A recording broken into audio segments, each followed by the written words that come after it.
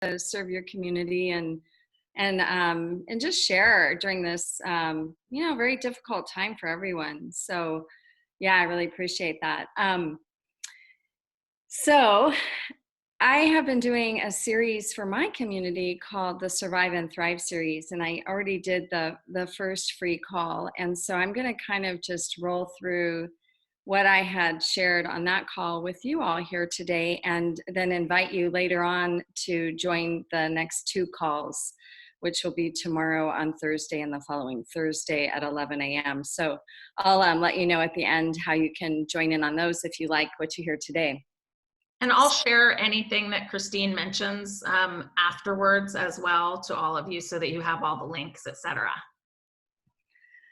So one of the first things I do in my podcast, Don't Sweat the Small Stuff, Live the Big Stuff, and I always teach is the golden pause. And so let's go ahead and sit comfortably in our chairs or, wherever you are.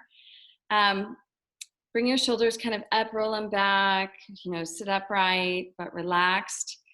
And place your palms open on your lap with your legs uncrossed. Or if you're seated on the floor, you can sit Indian style and lean back against something. And go ahead and close your eyes. And breathe in through your nose, allowing your chest and your belly to fully expand, taking in the fullness of your breath. And on the exhale, just feel yourself sink into your breath and into your body and relax. And breathing in through your nose, allowing your chest and your belly to fully expand. Exhale and let go of any tension you feel, any fear. And this time as you breathe in through your nose, allowing your chest and your belly to fully expand, breathe in golden sunlight, pure golden sunlight to every cell of your being. And on the exhale, just go ahead and sink in a little bit deeper. And this time as you breathe in, breathing in pure golden sunlight to every cell of your being, to the top of your head, to the tips of your fingers and toes. Exhale and let go of any fear or tension you feel. And breathing in again, pure golden sunlight to every cell of your being. Place your hand on your heart, activating your heart and opening your heart, and spend a moment thinking of one thing that you feel grateful for. It could be just being right here, right now. And breathing in that golden gratitude to the top of your head, to the tips of your fingers and your toes. Exhaling any tension you feel. And breathing in golden gratitude, filling your heart, filling your mind, filling your whole body with pure golden gratitude. Exhale and let go. And breathing in golden gratitude to every cell of your being. On the exhale, just let it wash over you like a waterfall of pure joy. And as you breathe in again, that golden gratitude, allowing it to fill your whole being with golden gratitude. On the exhale, go ahead and open your eyes. So I call that the golden pause, and I teach that because you can feel that it doesn't take long to access that part of your brain and that mindfulness that is deep within you, that peaceful center, to become a lot more responsive to life and less reactive, to become more present. It's really ideal for me too. I start every podcast out that way because it also helps me sink in to a deeper place within me so that I can serve you better. So I hope you enjoyed that. So today I'm going to talk about, as part one of the Survive and Thrive series that I've been doing, a lot about this idea of what we're all going through together, this change and transition that we're experiencing. And, this whole time period is completely disruptive to everyone. Would you not agree? on all levels. It's disruptive. And the cool thing is that we're all going through this, even though we're socially isolated, we're all going this together. Now, as far as resiliency goes, that is actually knowing that you're not alone is kind of one of the first things, if you can become aware of that, to your own resiliency.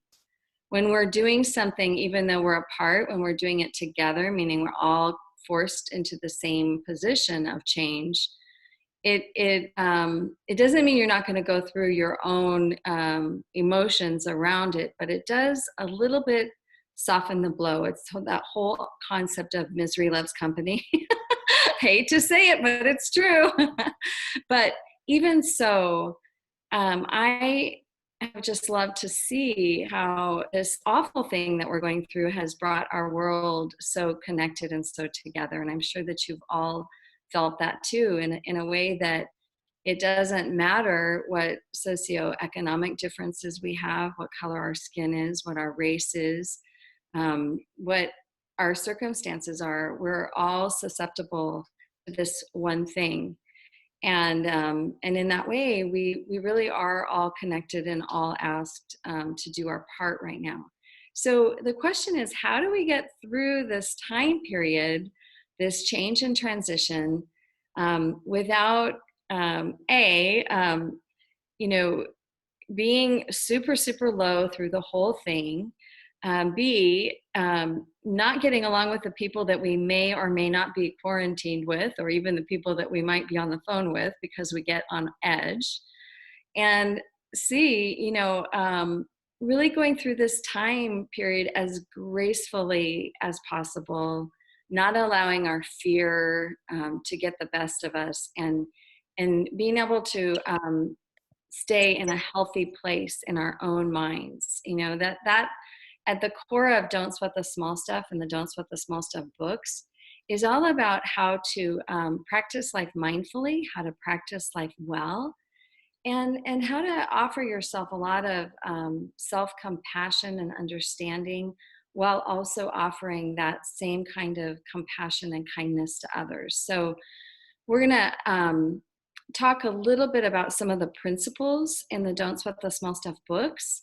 that you may not have heard before, sort of like the mental health and well-being principles that are behind this series that came from Richard's earlier work called You Can Be Happy No Matter What, the 5 Principles of Keeping Life in Perspective. And I find these are incredibly helpful to people to this time period, because while we can't really control the circumstances that we have in front of us or that we're in, we can control how we go through them. And this is always the big issue that people face when they face a huge life change and transition, is that we feel out of control. And that's where a lot of the anxiety and the fear comes from. So we have to look to our environment and to our own choices and understand that the first superpower that you have is the power of choice. Not that this is happening, but that you can choose the how of you go through it.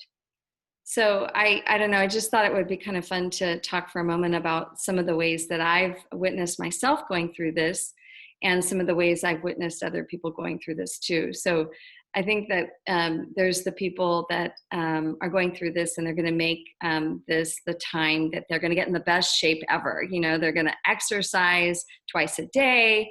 They're going to eat really healthily, and they're going to go through this quarantine and get in the best shape ever because they have all this time at home.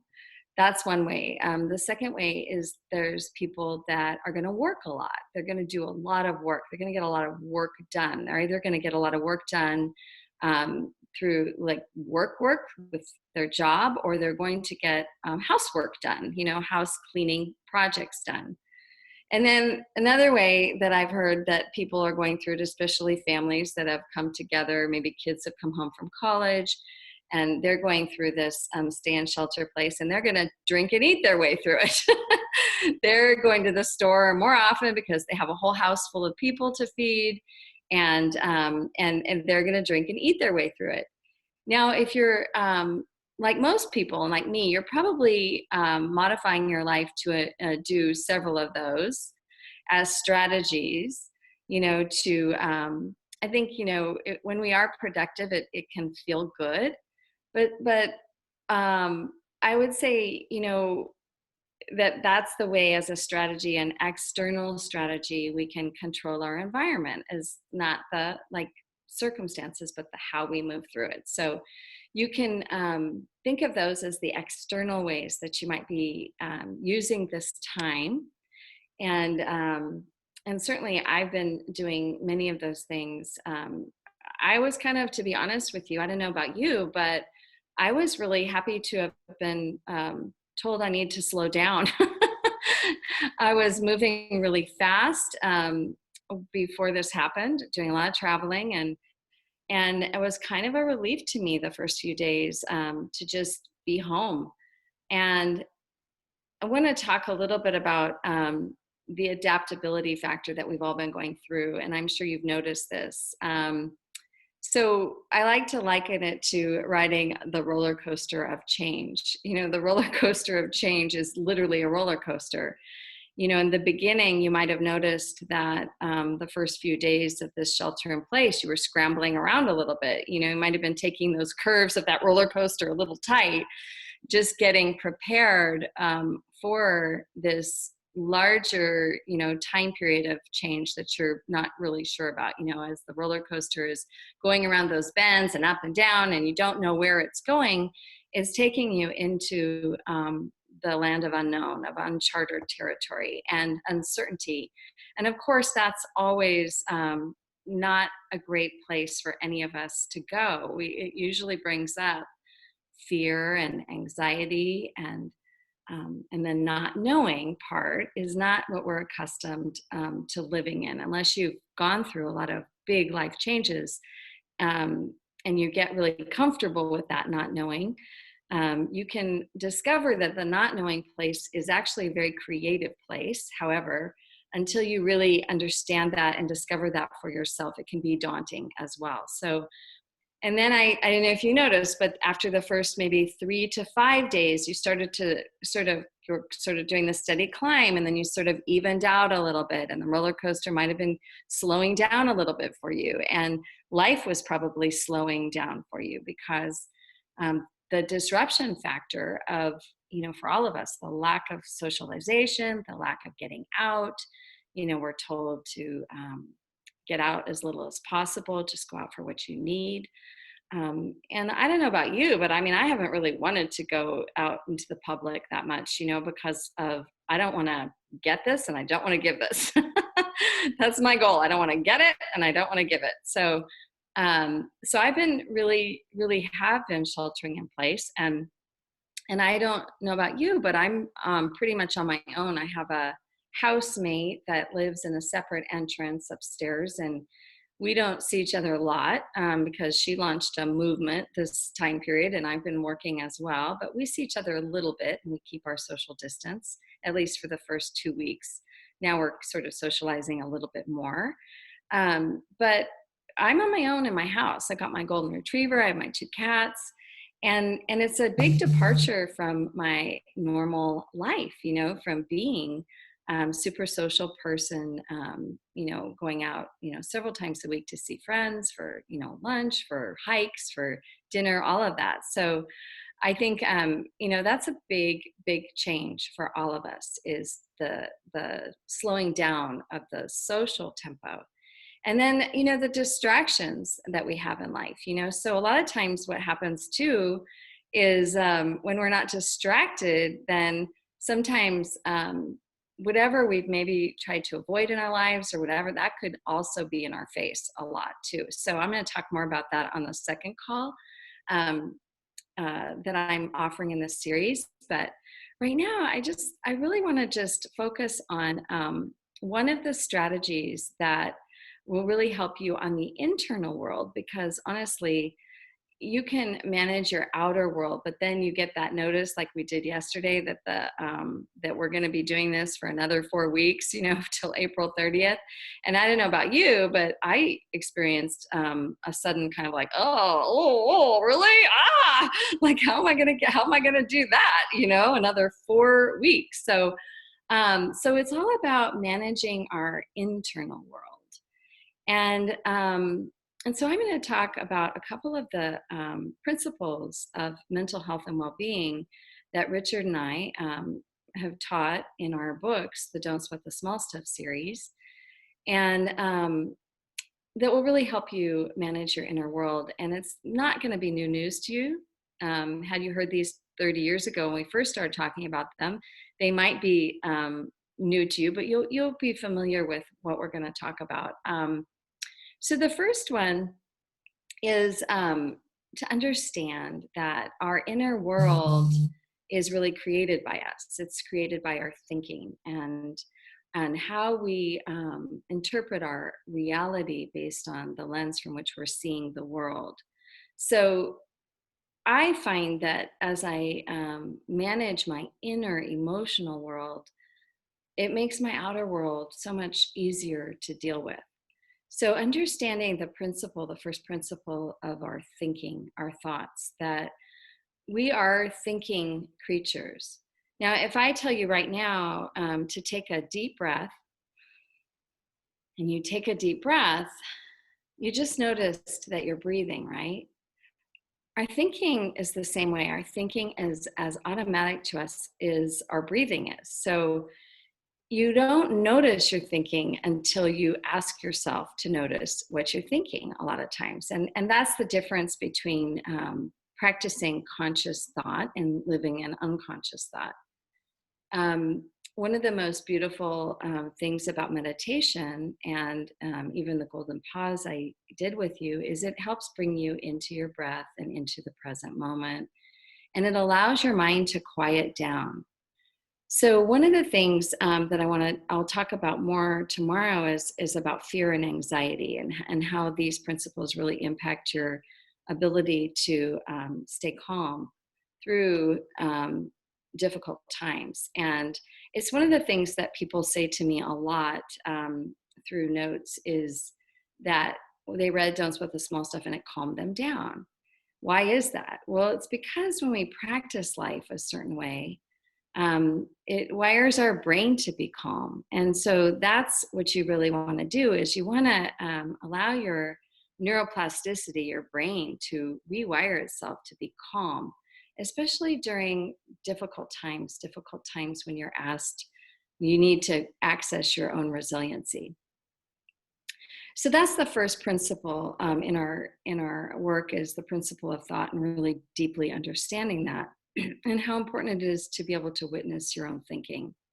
And the second principle that we talk a lot about is the principle of moods.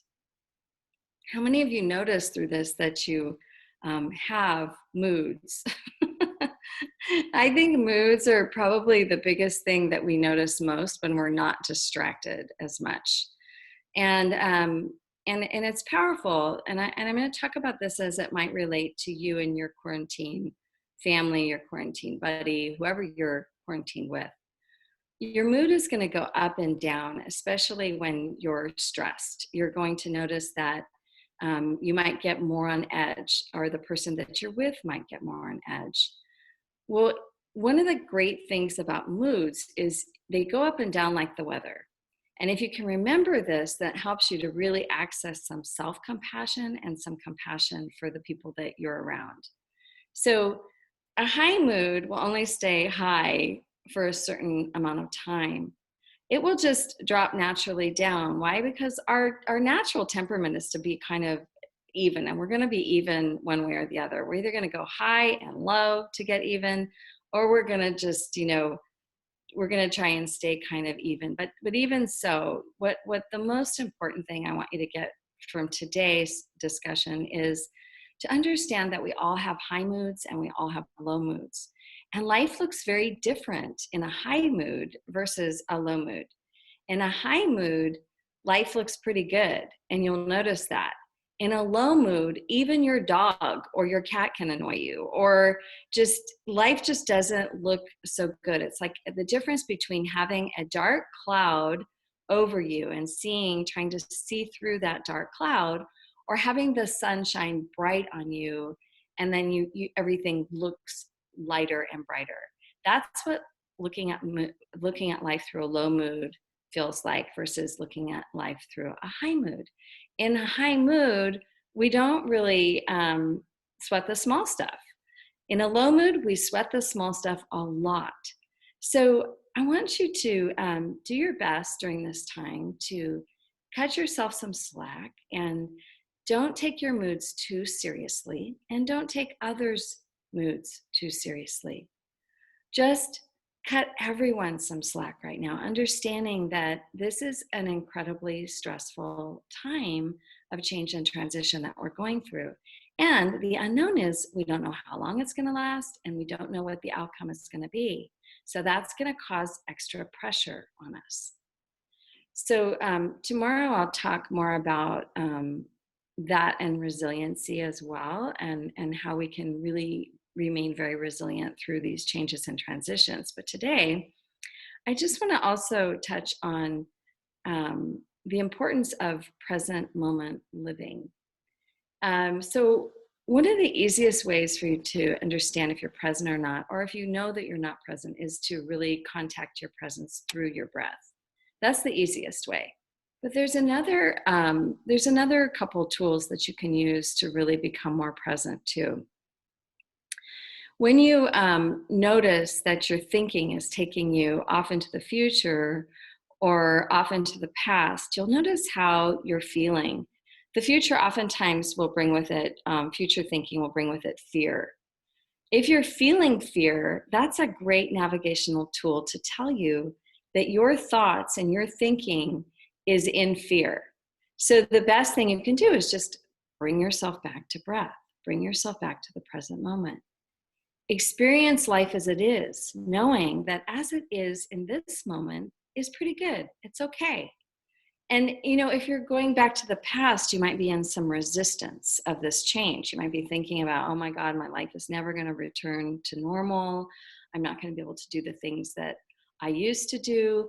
That kind of thinking will also bring with it some low moods, some even possible depression. So when you're starting to feel low, you can use that as a navigational tool to bring yourself back to present moment living. In the present moment, all is fairly well, unless you're sick or you've got an emergency going on, or you're in the middle of a true traumatic event. In the present moment is really the safest place for you to practice being right now. And again, I will just reiterate that the best way is just to notice how you're feeling, and then bring yourself back into your breath and into your body. Now, I'm going to open it up for a few questions, because that'll kind of help me lead this content to you in ways that might be helpful for you. So do you have any questions for me? And would you like to share anything about where you're at right now in this process? And what I'd like to ask is for you to just do this so that I can see your hand, and then I can do my best to call on you. So if anyone would like to ask a question of me, please do. Oh, good, Paula. And just say your name, where you're from, Paula. Sure, Paula Bryden, I'm in LA. Okay. And I have people around me. My mom is at home, but we talk every day, and she's living in fear of the future.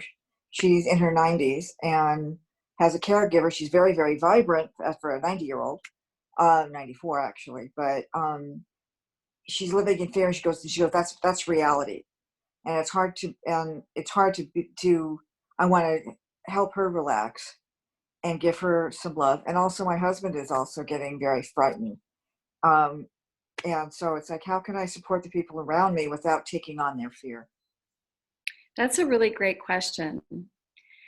So the more that you're able to practice your own inner space of calm and your own centeredness, you'll naturally influence the people around you by staying in that place yourself.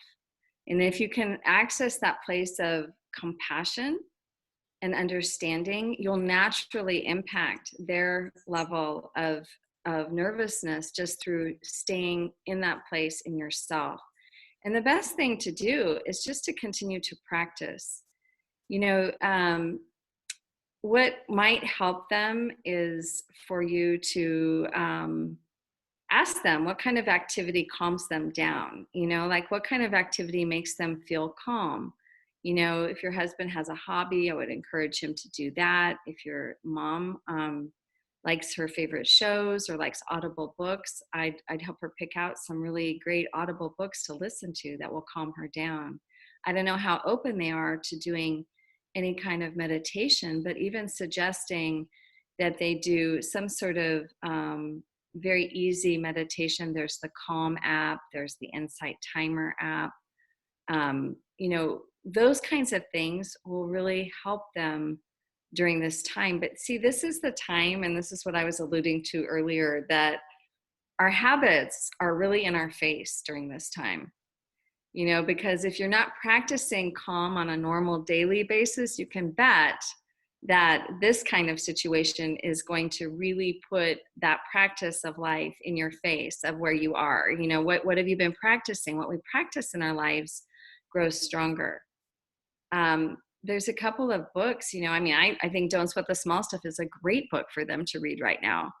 A friend of mine, Shauna Shapiro, came out with a wonderful book called Good Morning, I Love You, on mindfulness. So any kind of mindfulness practice, anything like that is really going to help you stay very calm during this time. And really, but that's the biggest thing is, Paula, I would say just remain compassionate and remain centered. Don't try and get them out of where they are. Just be like, I like to call it empty presence listening. You kind of listen and you hold space, but you don't over engage and get into commiseration. And that gets pretty, if you don't, it's like that whole Aikido master idea. You know, if you don't like feed the fire and you just sort of let it go by you, then there's no place for it to grow. So if you can just not put air in the fire by expecting them to be different than they are, expecting them to be calm when they're not, and you just listen. A lot of times it's just that alone, the listening piece will really help calm a person down, because sometimes people just need to be listened to and heard. Is that Thank helpful? you. Yes. Good. Yeah. Thank you. Thank you for asking. Does anybody else have a question? Chris, there's a question in the chat that says, do you have any tips to help positivity and productivity during this time? I'm leading by example, but the anxiety is leading too. So some loved ones are lacking productivity and feeling very anxious with ineffective habits coming to the forefront. So what I would say to this is that everyone during this time has to adopt a new structure. And the more structure that you can put into place at this time is really powerful. You know, it's what are your new habits going to be? I mean, it could be seen as a real adventure for people but then some people don't know how to deal with that kind of freedom either, you know? So I think if you could talk to them about implementing more structure. One of my kids went through kind of a tough time in her life, and I took her to the Amen Clinic, a brain research clinic, because I wanted to help her get through this tough time. And it was really amazing, because the only thing he said to do for her was, you know, just create a new structure for yourself. You know, just get up in the morning, have a good breakfast, or work out every day, and look in terms of having a few anchors throughout your day that you can anchor into every single day, because it gives us that feeling of having control, and it gives us that feeling of normalcy. Now, we all have to be responsible for our own thinking. I mean, in essence, we are the thinker, we are the creator of our own reality. And that, yes, it's true that this is happening, in our lives, but how we allow it to happen to us is really solely up to us. And again, I will say that people's stuff is going to be majorly of really, you're going to see it right now, because it's just going to be without all the distractions and the fast moving lives that we've always had that keep us from sinking into and slowing down really to the speed of life, which is much slower than we live. You're going to see all of this rise up. Now, this could be a great opportunity to adopt some new, very, very healthy habits. I would highly suggest them to find a podcast to listen to look for some new ways to get information. There's so many great YouTube videos and TED Talks, and there's so much online for us to do. I would suggest that they look for some new positive inputs. It's like that'll really help to shift those directions inside, and then just create a new schedule, new structure. Is that helpful? All right, does anybody have another question? I'd be interested in hearing a little more about whether it's how you're doing it or thoughts on that structure piece, because I'm noticing in myself, you started in talking about the roller coaster, that it's very easy to all of a sudden it be 3 p.m. and still be in my pajamas on my computer, and I haven't done my workout, and I haven't meditated, and I haven't done all of my things. And so I just would love to hear your thoughts on I've heard a lot of people talking about that importance right now, and what that looks like in terms of creating a day-to-day structure that's different because we're in one little place. Right. Well, I think that's really different for everyone. If you create a structure for yourself, you have to live by it in some capacity. I think sometimes what's happening, Sarah, is that we're so structured. I know how achieving you are on a daily basis. And right now, this might just be a time of rest and downtime for you. And that's okay. To see this as a period of building your immune system, sort of forced recovery time, So if you're experiencing that, you're having a hard time staying with structure, but you're usually a very highly structured individual, I would say that you need to listen to what your body is asking you to do and cut yourself some slack there too. That some people are going to be highly productive and other people are going to use this as an opportunity to get more rest. I know for me, I have never, ever in my entire adult life slept until 7 o'clock in the morning. Never. Sarah can attest to this, because even on vacation, I will get up at like 5 a.m., 6 a.m. and I'll be out the door and allow my roommate, if I have a roommate, to sleep, because I don't sleep long in the day. And this time period, I decided that I was going to teach myself how to go back to sleep and allow myself to get a lot more rest and just not be so rigid in my structure. And it's different when you're used to being an entrepreneur and you work from home and so forth, because we wouldn't get anything done as entrepreneurs if we weren't productive at home. But I know that it's a big departure for people who are working from home for the first time. It's like there's so many home distractions that are available to us to take us away even from our work. So, but I will say this, that what I think you can do is reevaluate where you are right now. What are your goals? Is it your goal to stay healthy during this time? That's one of my goals. My goal is to stay healthy and to have a very strong immune system, because the truth is we're all going to be out and about at some point, and we want to get really, really healthy right now. And I don't know about you, but that's one of my goals. So I would think about what do you value, and how can you use this time to achieve something that you normally wouldn't have time to do during the normal course of your life, because you will return to a level of normalcy, and then this time will be gone. So I like to think of it like that, it's all an individual curriculum right now. You get to choose. You get to choose the how. But with that, when you make a choice, just ask yourself why you're making the choice that you're making. You know, is it because you're afraid not to be productive?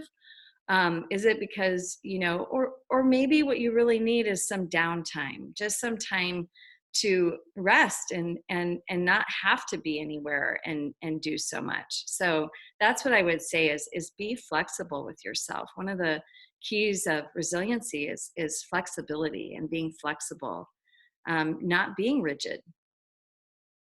And lowering your expectations. You know, a lot of you are homeschooling your kids right now. I know my daughter Jazz she's like, wow, I've got 5 kids at home and they all range from 10 to 1. She has them, and she has to, you know, homeschool several of them. And she made this post. I think it was so funny. It was like, homeschooling's not going so well. 2 of them didn't show up and 3 of them are expelled.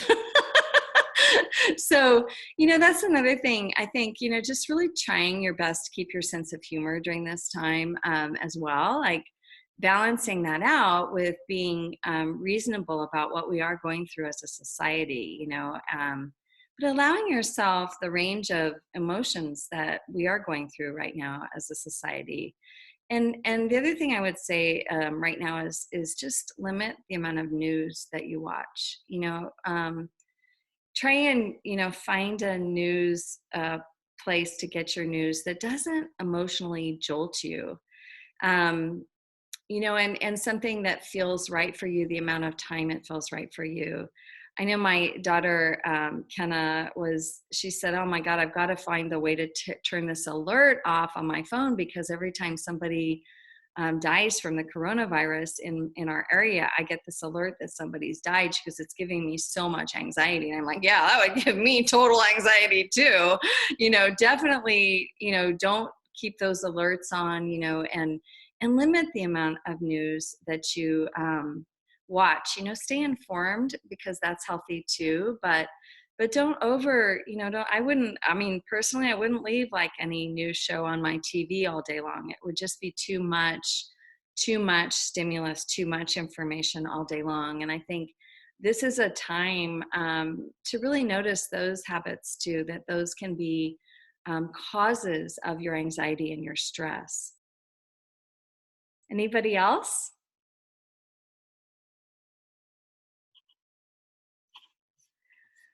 All right. Well, I pretty much covered what I was going to cover today. And unless anybody else has a question, do you have a question, Abby? Or I thought I saw your hand. Okay. Or a comment. I mean, maybe what I'd love to do is open up and have you comment about where are you at in this process.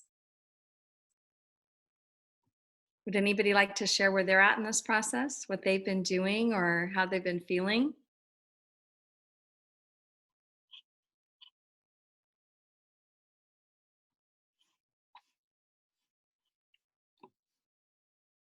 All right. Oh, feeling strong as a leader. That's great. You're so welcome. You're so welcome. Oh, Paula, go ahead. Oh, you have to unmute. Sorry. There you go. Okay. I have really fine days and then really sad days. And something happened that was kind of scary for me, is that I actually put it out there on my Facebook feed that I was feeling sad and scared. And I ended up getting a lot, like about 50 responses from people with sending love and I understand and poems and music. And I ended up crying all day long from the love that I got. And I'm holding on to that. So when on the bad days, I just re-look at that feed. And it's kind of, it's really weird. It's like, I feel like this is a positive thing for mankind overall. And then I get, but what happens if the bad guys win? And so I go back and forth, and there's a lot of anger and evil in the world right now, and a lot of people doing wonderful, loving things in the world. And it's a very scary time and a very positive time. And so it really depends on the day. from where I'm at. And I don't know, I also feel that I've been spiritual for a very long time, and I'm realizing maybe I'm right and not so weird, and maybe all these materialistic people are the wrong ones, and they're the weird ones, that they're not aware that we're connected, and we're connected to the planet, and there's a larger universe that we really need to be sensitive to. So that's where I'm at. Thank you for sharing. I think what we have to remember is that these kinds of times are going to bring out the best in people and the worst in people. But honestly, the way you just described our society is the way society is. There's a lot of really great things and a lot of positive things that are happening in our world, and then there's a lot of negative things. But we are all dealing with one of the, or two, or several of the negative things at once. Like the virus is something that impacts everyone, whether you're a good person or a bad person, right? So also the economy. I don't know anybody that isn't stymied by this economy right now. It's impacting us all on different levels, of course, but we're all impacted. And I think it's great that you looked for support. I think that's the best we can do, is be vulnerable and share, because everybody is going through this range of emotions, ups and downs, and it's really important that we share in those vulnerable places, that not everyone is going to feel positive every day. In fact, I would guarantee you that we all have our ups and downs every single day through this. So it's great that you searched for support. I do that too. When I need a bump up, I call a friend. I FaceTime. I'll do that myself. I have my friends that I call. The other thing is, I would really highly suggest everyone do their best to get outside and get some fresh air every single day somehow. Get out and walk, even if it's just to the mailbox and back. Spend at least 10 or 15 minutes a day getting some good vitamin D. It's amazing for your mood. And definitely, just think in terms of doing what you can to build your immune system right now. So important. Getting rest, taking your vitamins, drinking lots of water, all of those things. And being really careful when you go out. This morning, I went out to the store for the first time in 2 weeks. And it was like a science fiction movie. I'm sure you've experienced that. I was thinking of, oh my God, I can't touch anything. I have to be so, I'm like really I was thinking what a great exercise in consciousness it is, though, being so conscious and so aware. And that's one of the great benefits that can come up from this. Of course, we, might become a germaphobe society too. I was thinking about that. But let's not think about where we're going, but as much as just what we need to do right now, and I would just continue to encourage you to just always come back to the present moment. And that in the present moment, this is a great time to practice that everything is okay, everything's fine. And it's only when you start to worry and get ahead of yourself that that really can highly impact your level of anxiety. Anybody else want to share where they're at? Abby? No? Okay. There we go. Can you hear me? Yep. Oh, I just find that I'm the slowing down, the mandated slowing down is very good for me. And it's been good to have the time with the family. I find myself dipping into fear, doing a fear wave that I don't want anyone to die or be ill, but that one of my people are going to die. It's like, I don't want to have more. I don't want grief.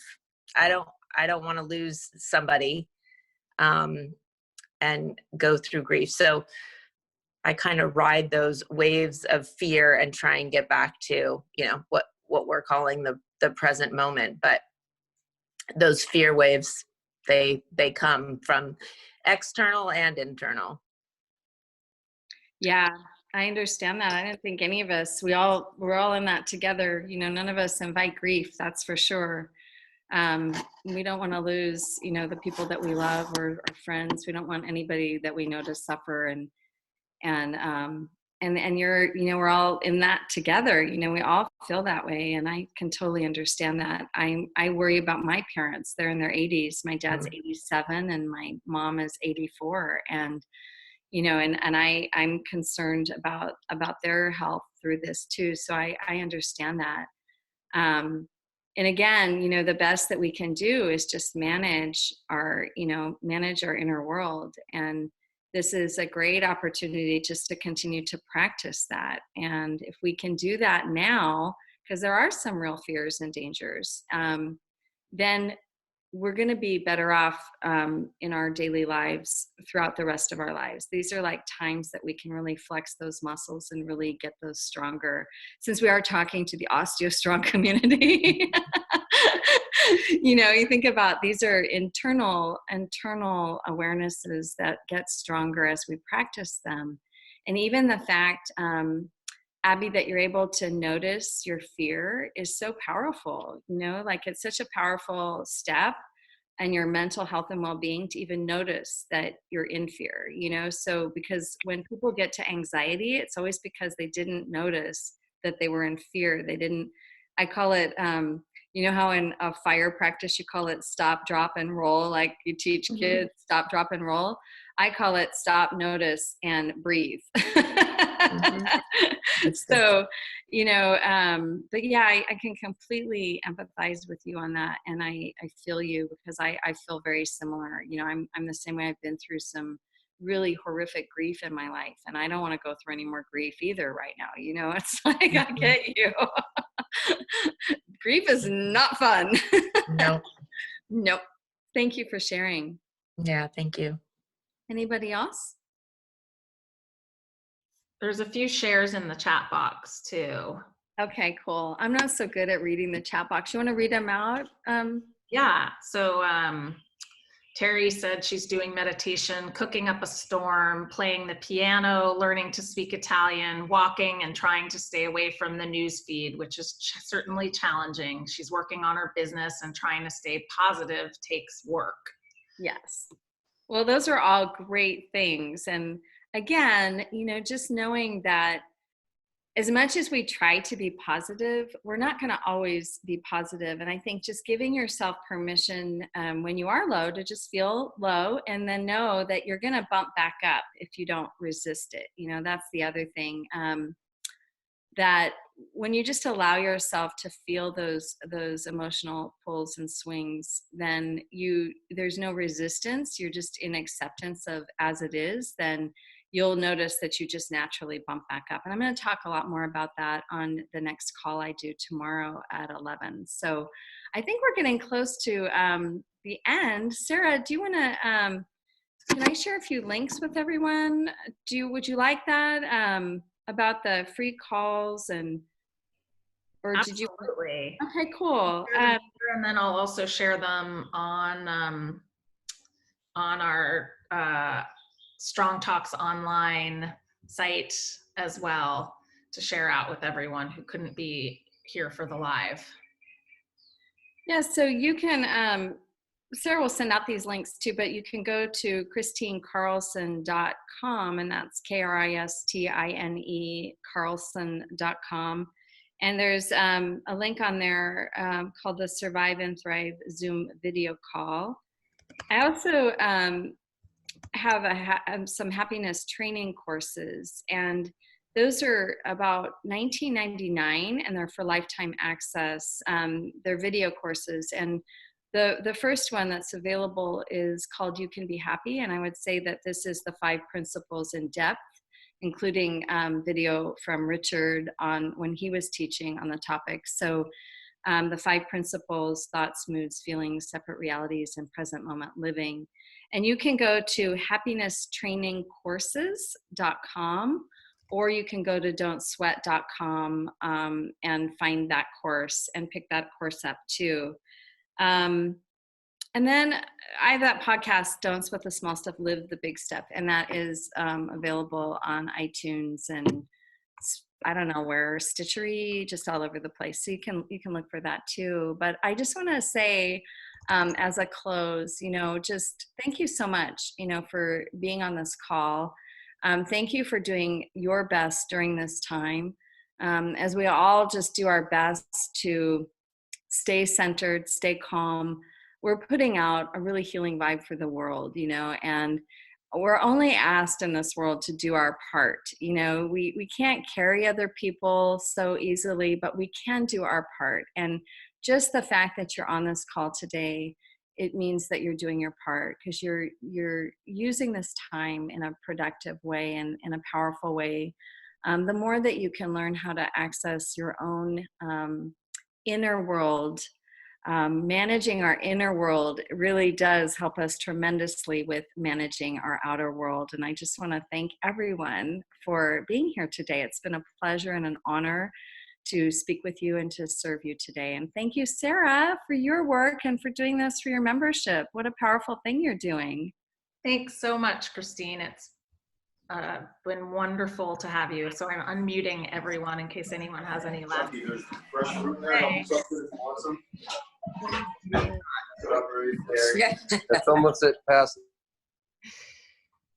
All right. So I decided to not do that, but thank you so much, Kristine. It's an honor to have you, and thanks. And this will also be, the recording will be available. So have a wonderful day. Bye, everyone. Take care. Stay healthy. Be well. Thank you.